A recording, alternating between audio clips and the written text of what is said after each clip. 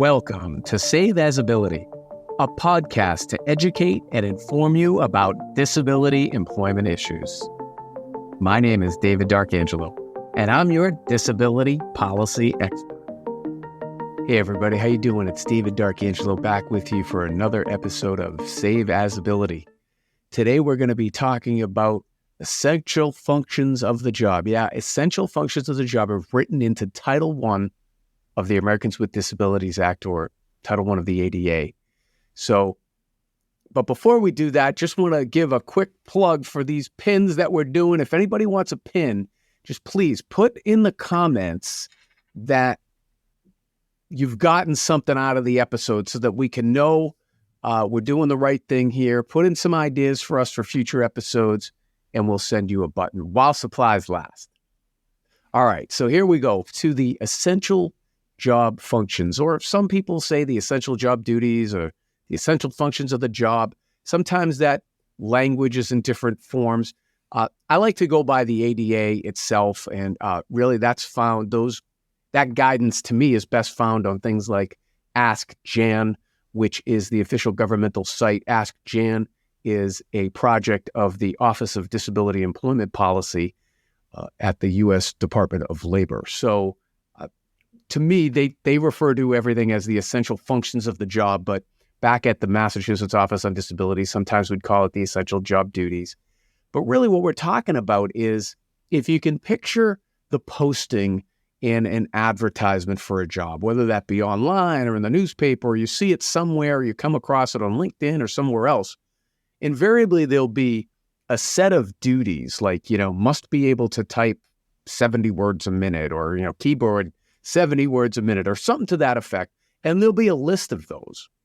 Well, those essential functions of the job are really what we're talking about when it comes time to be able to accommodate a person with a disability. And oftentimes those essential job functions then make it into job descriptions. So remember, the ADA indicates that companies or organizations with 15 or more employees have the responsibility of observing Title I employment, Title I of the ADA.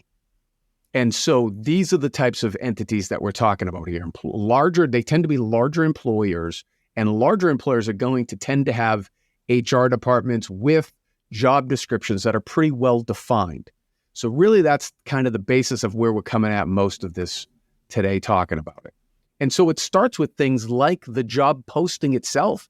And in fact, the EEOC, the Equal Employment Opportunity Commission, which it's their responsibility to enforce Title I of the ADA, have, in the occasion when an employer doesn't have a job description for the job, they will actually look at the posting and say, well, what did you advertise? What were the expectations of the job there?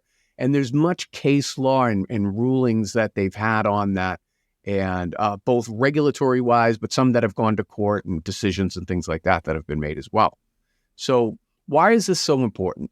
Well, this is so important because in order to be able to have a level playing field, a fair playing field for everybody, for not just people with disabilities, but everybody in the organization, the employer, it's in the best interest of the employer and the employee to have an expectation and to be accountable for what their job is, And so the way to do that is to have these essential job functions laid out very well in a job description, to me, something that you can measure against periodically to be able to say, hey, you're making your progress here. And, what gets measured gets done. And that's, you're taking it out of some subjective thing and you're making an objective exercise that is a data-driven exercise. I think that's a good thing.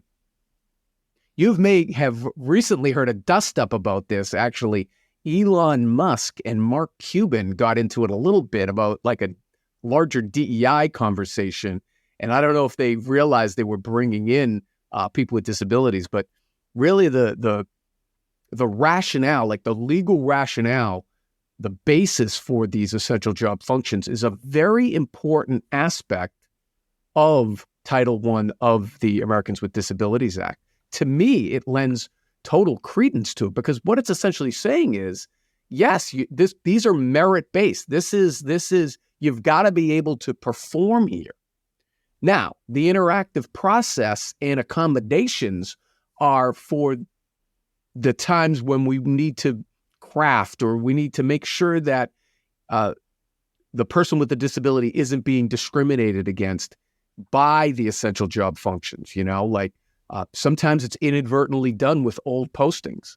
An example I'd use is when I first joined state government, some of the postings that the Human Resources Division had in many of the stock job descriptions that were out on their employment site or that were advertised had things like you must be able to lift 60 pounds and you must be able to have a Massachusetts driver's license.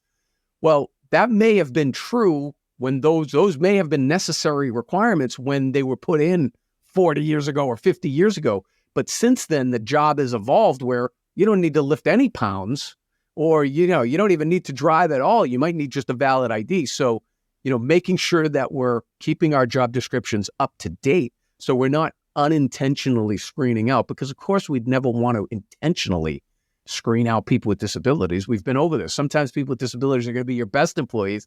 That's why we're here talking about inclusion and people with disabilities. We're trying to bring them in because we know that everybody has talent.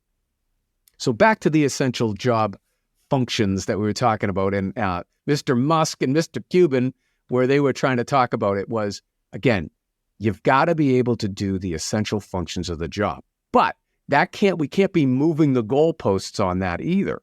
So really, to be proactive, what we want to do is we want to be having regular dialogue, not only with the employees, but internally management, to make sure that these job descriptions and the essential functions of the job are reflecting what is actually being performed by the employee. Okay? It seems rudimentary, but believe me, I think we've gone over this. The EEOC data indicates that people with disabilities are among the most discriminated. And when you go to find the cause of that, oftentimes it's failure to accommodate. I think that's the number one charge statistic in discrimination of people with disabilities in the workforce. Well, what is failure to accommodate? Oftentimes that's a person that's been working at a job, and for some reason there's now a piece of their job that they're not able to do as well as they may have done previously, or that's come to light for whatever reason. And really, as an employer and the employee, you want to make sure you have a good dialogue going there, that interactive process is going there. So you're not all of a sudden 6 months into it realizing, well, wait a minute, you can't do these essential job functions. Or we know that people with disabilities, the largest group of people with disabilities to be able to come into disability are aging into disability. So if you've worked at a place for a significant period of time and you're now aging into a disability where, if there's 10 things in your job and you're crushing 8 of them and you can do them well, and you used to be able to do all 10, you used to be able to crush all 10, but now because of your disability, you're having a difficulty with like 2 of those functions. Well, the employer has, good time invested in that employee. You don't want to lose the employee, and the employee likes their job and doesn't want to leave the job. So it's in everybody's best interest there to be able to accommodate that and be able to craft or, work with those essential job functions to see if they can be tweaked or, maybe other duties can be picked up as some other duties go off to somebody else in the organization. So all different ways of making sure that we're accommodating people with disabilities and that we're working to be inclusive and have people with disabilities in our organizations, because we know they have talent. We know they have ability. All of us do. We're all in various states of ability. So wanted to talk to you today a little bit about that. Again, please like, comment, share, give us some ideas. We'll send you a button, one of these various states of ability buttons. But I'm fired up. Let's go. Let's get people with disabilities involved in your organizations.